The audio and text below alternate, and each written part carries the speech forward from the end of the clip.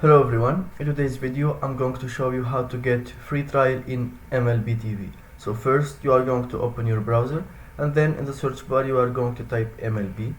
Then you are going to scroll down and you will find the official website here, mlb.com. You just click here.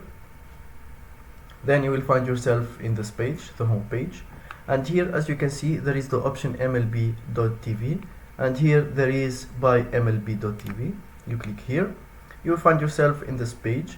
So as you can see, you can purchase seasonal subscription or monthly subscription, but in the both, as you can see, for mlb.tv there is start free trial either for seasonal or for monthly. So let's say for example this one, you just click here on this button, start free trial, and then you need to log into your account and fill out your information, your payment information, and that's it. Your free trial will start. Just you need to cancel it before it ends if you don't like it and you want to cancel the subscription. And that's it. Thank you for watching. If you found this video helpful, don't forget to subscribe and like the video.